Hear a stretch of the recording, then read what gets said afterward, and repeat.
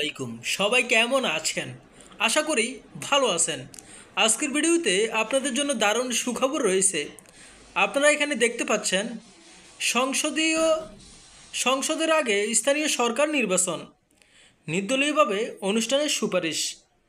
আপনারা দেখতে পেলেন যে আগে সংসদ নির্বাচনের আগেই স্থানীয় সরকার নির্বাচন হবে, অর্থাৎ যেসব চেয়ারম্যান মেম্বার ইলেকশন হয় সেসব ইলেকশন হবে জাতীয় নির্বাচনের আগেই চেয়ারম্যান মেম্বার নির্বাচন হয়ে যাবে।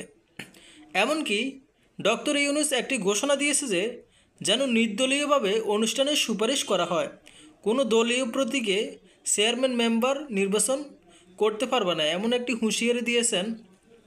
এবং কি গ্রামে চুরি ডাকাতি বেড়ে গেছে, সেজন্য ডক্টর ইউনূস ভাবলো যে দ্রুত একটি স্থানীয় সরকার নির্বাচন দেওয়ার জন্য।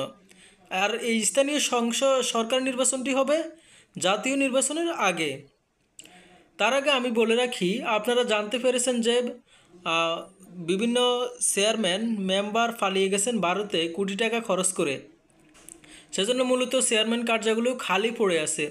তো চেয়ারম্যান কার্যালয়ে নিয়মিত চেয়ারম্যানরা যাচ্ছে না, তো সেজন্য সেখানে আছেন প্যানেল চেয়ারম্যানরাও সেই দায়িত্ব পালন সম্পূর্ণভাবে করতে পারছেন না, কারণ তাদেরও একটি দায়িত্ব আছে, অন্যান্য কাজ আছে তাদের, সেজন্য তারা এদিকে সময় দিতে পারতেছে না। সেজন্য সরকার ভাবল দ্রুত একটি স্থানীয় সরকার নির্বাচন দেওয়ার জন্য, দ্রুত একটি চেয়ারম্যান মেম্বার ইলেকশন করার জন্য, এবং এই ইলেকশনে করার আগে সরকার সংস্কার করবে, অর্থাৎ বেশ কিছু সংস্কার নিয়ে এসেছে ডক্টর ইউনূসের সরকার। তো আমরা এখন বিস্তারিত বলি, তাহলে ব্যাপারটি আপনাদের জন্য ক্লিয়ার হয়ে যাবে। আগে সংস্কার করে পরে স্থানীয় সরকার নির্বাচনের আয়োজন চায় নির্বাচন ব্যবস্থা সংস্কার কমিটির ভাবনায় রয়েছে স্থানীয় সরকার নির্বাচনে পার্লামেন্টারি সিস্টেম চালু করা।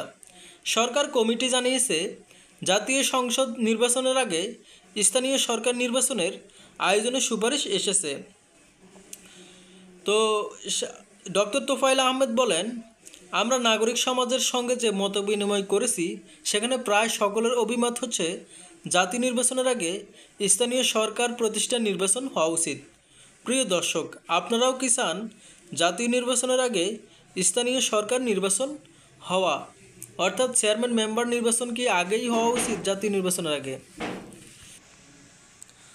তো এই স্থানীয় নির্বাচন আগে করা দরকার কেন মনে করছে সরকার? কারণ স্থানীয় নির্বাচন দিলে সরকারের একটি পরীক্ষা হয়ে যাবে, আসলে সুষ্ঠু ভোট হয় কি না এবং সক্ষমতা যাচাই হয়ে যাবে সরকারের।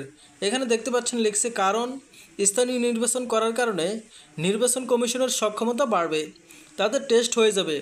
এছাড়া জাতীয় নির্বাচনের জন্য স্থানীয় পর্যায়ে যে সাপোর্ট দরকার তা নিশ্চিত হয়ে যাবে। তারপর স্থানীয় সরকার প্রতিষ্ঠানগুলোতে সমন্বিত নির্বাচন ব্যবস্থা আনার এখন মোক্ষম সময় বলে মন্তব্য করেছেন ডক্টর তোফায়েল আহমেদ।